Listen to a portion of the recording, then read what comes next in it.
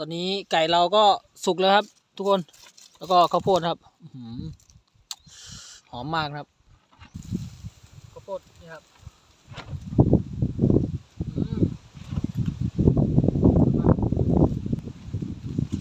นี่ก็จะเป็นไก่ครับ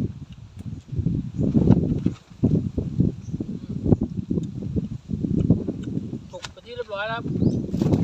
สวัสดีครับผมหมุยพาเที่ยวนะครับวันนี้ผมจะพาทุกคนไปขึ้นเขานะครับทุกคนก็เป็นอะไรที่ขึ้นยากมากทุกคนเป็นโขดหินเนี่ยคือโขดหินคือขึ้นยากมากครับทุกคนก็นู่นเป็นบรรยากาศที่ดีมากครับทุกคนก็วันนี้ผมจะมาทำที่พักแล้วก็ทำอาหารกินนะครับทุกคนก็เดี๋ยวเราก็จะไปติดตามชมดูนะครับว่าผมจะมีอาหารอะไรกินนะครับทุกคนก็ลมกำลังมาเลยครับทุกคนตอนนี้ผมก็เดินมาได้ครึ่งทางครับ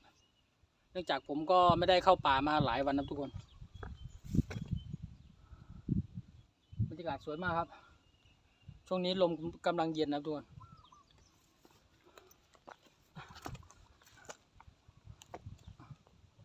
ว้าวดูสวยมากผมก็จะไปหาที่พักข้างบนครับก็ก่อนที่จะไปชมคลิปก็ขอคนละ1 ไลค์คนละ1 แชร์แล้วก็กดติดตามหมวยพาเที่ยวด้วยนะครับขอบคุณมากครับ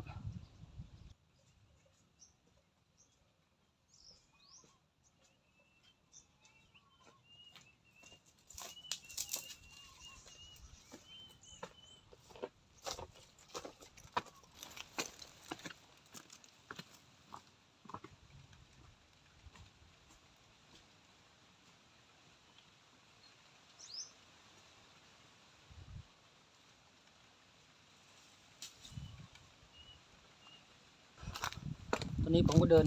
ขึ้นไปเรื่อยๆนะครับ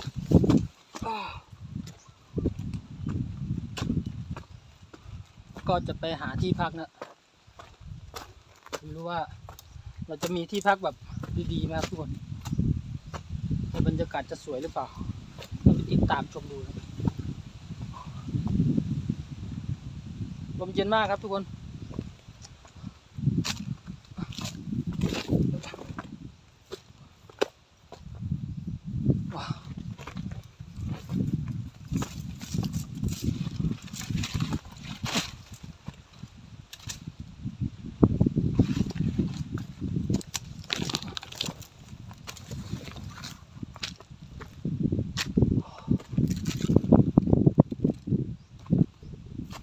บรรยากาศเย็นสบายนะ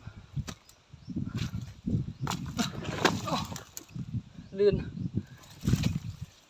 ก้อนหินนะขึ้นเขาเป็นอะไรที่เหนื่อยมากครับ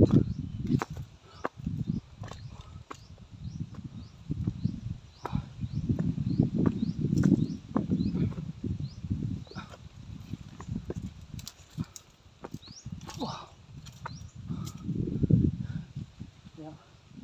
ผมจะขึ้นไปก้อนหินก้อนนี้นะ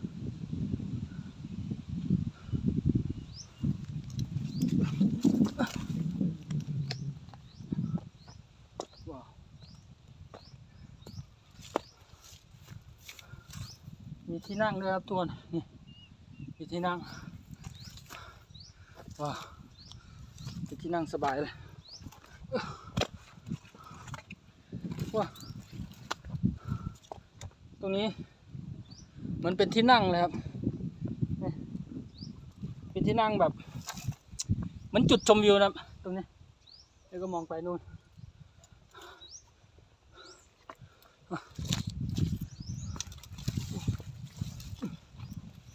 ว้าวสุดยอดมาก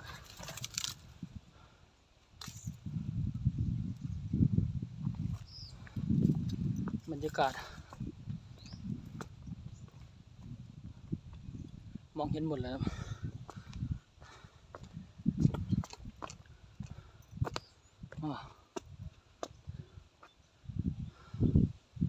บรรยากาศเย็นสบายนะทุกคนผมก็จะตั้งแคมป์ที่นี่นะครับก็จะมาทำอาหารกินที่นี่ครับไม่รู้ว่า เป็นร่องรอย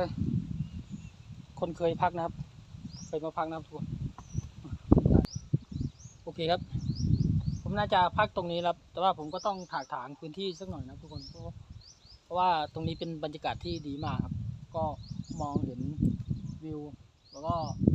เป็นธรรมชาตินะครับทุกคนข้างล่างก็จะเป็นพวกเป็นหมู่บ้านคนครับแต่ว่ามองไกลมากครับทุกคนตรงนี้ผมก็จะ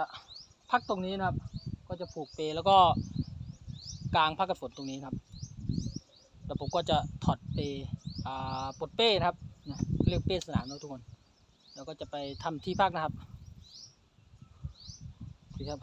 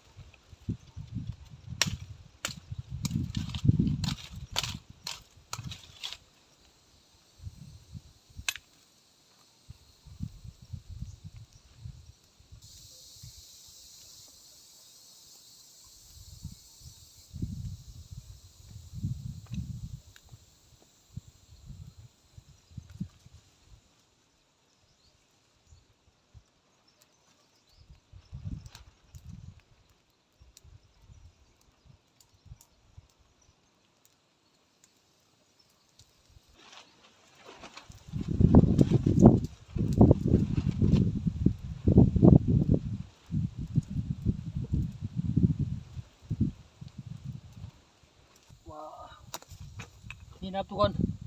ผมก็ได้ไก่นะครับเอาไก่มาย่างแล้วก็ข้าวโพดนะครับทุกคน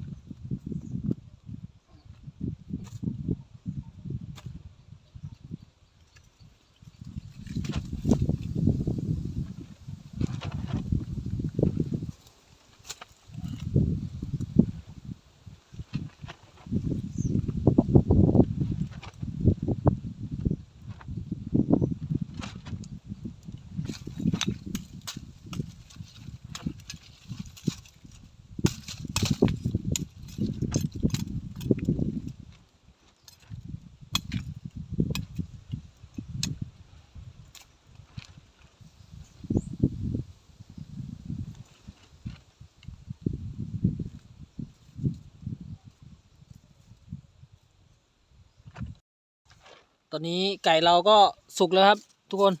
แล้วก็ข้าวโพดครับหอมมากครับเราต้องย่างทั้งเปลือกนะครับเดี๋ยวข้างในมันจะไหม้นะครับข้างในคือแบบสุกเต็มที่แล้วครับก็หอมมากครับไก่นี่สุกเหลืองมากว้าวน่ากินมากครับโอเคครับเดี๋ยวผมก็จะกินข้าวเลยครับทุกคนกับข้าวของเราก็สุกเป็นที่เรียบร้อยแล้วทุกคนนี่ก็ข้าวโพดหอมนะครับ2 ฝักแล้วก็ไก่ย่างนะครับแล้วก็นี่น้ำพริกนะครับผมทำมาเองนะคือแบบเป็นบรรยากาศดีมากครับก็บรรยากาศสวยมากครับนี่ข้าว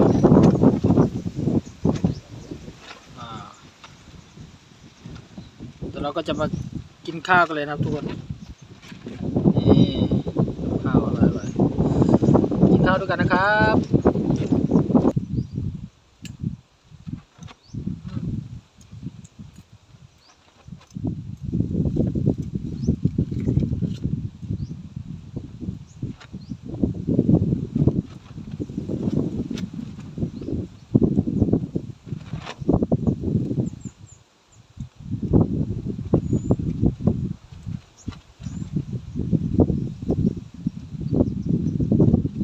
ลมแรงมากครับทุกคน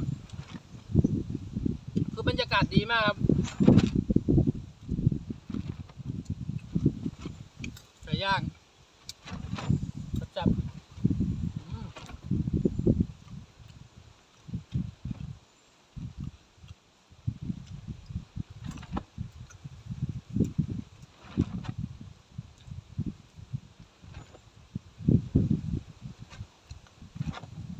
เป็นอะไรที่แบบอร่อยมากครับ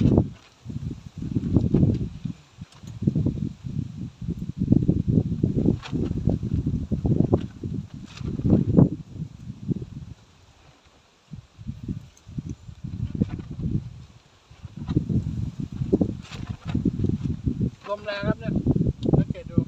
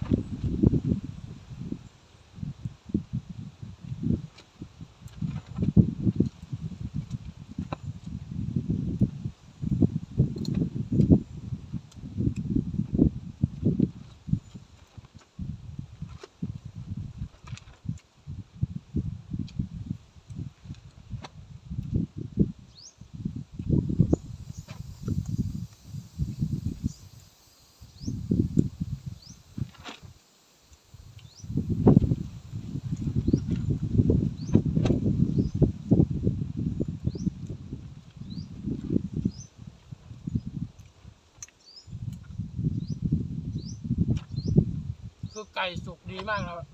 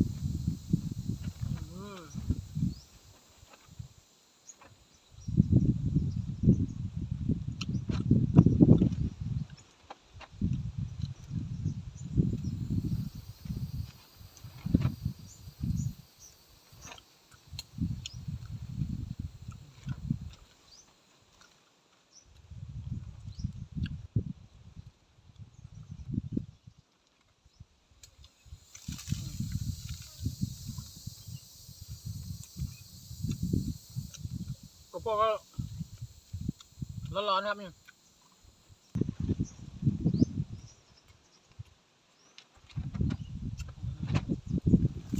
แบบอร่อยมาก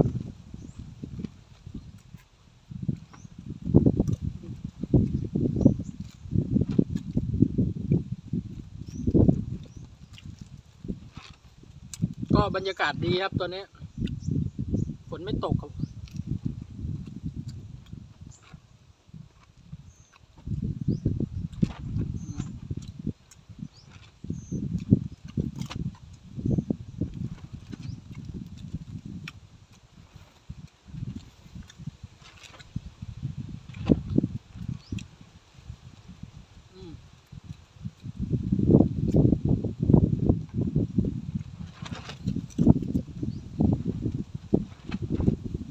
เข้ามาครับ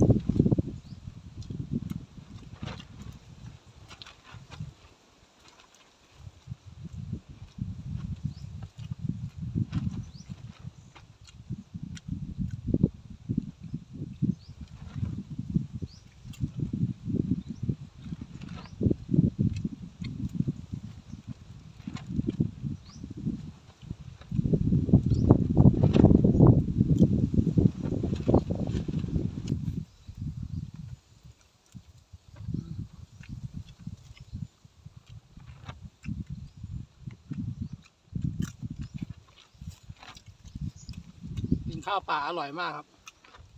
อยู่บนเขาครับบรรยากาศสุดยอดไก่สุกดีครับไม่มีเลือดเลย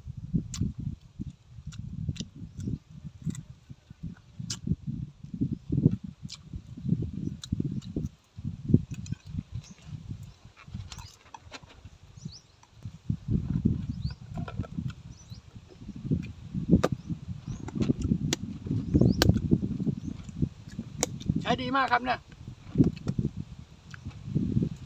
ขอบคุณมากนะครับ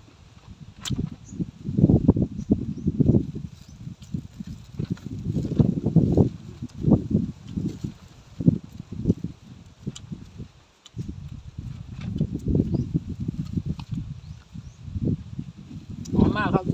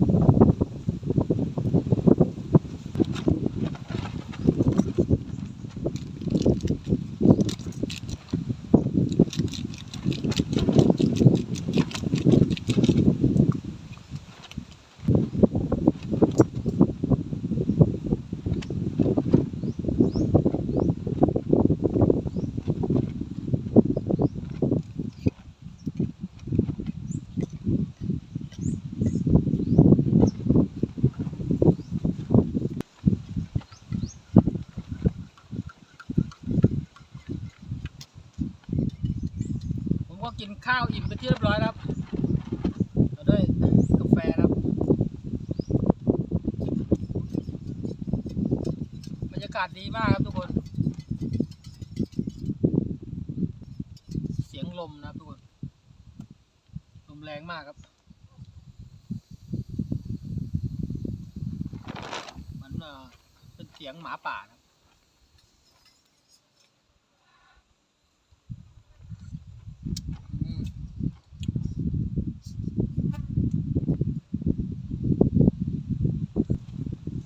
บรรยากาศดีครับ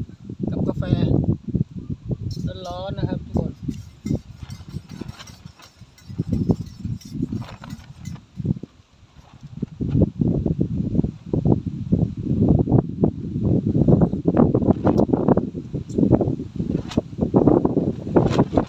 ลม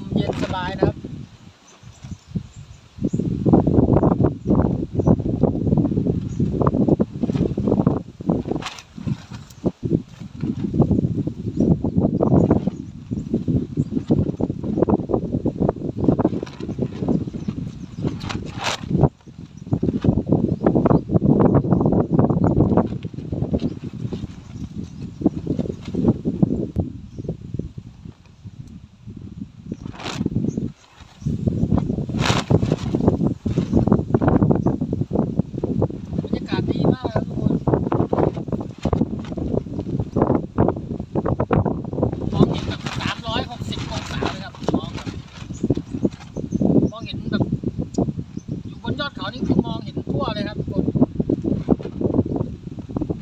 มองเห็นไกลมาก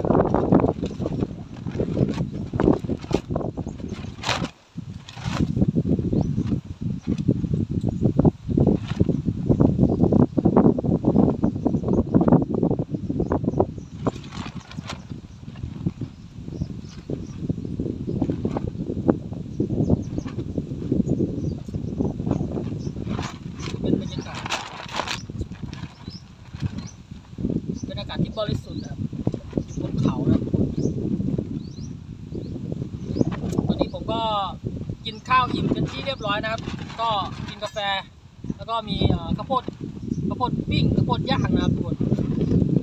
ตอนนี้ผมก็เริ่มอิ่มนะครับทุกคน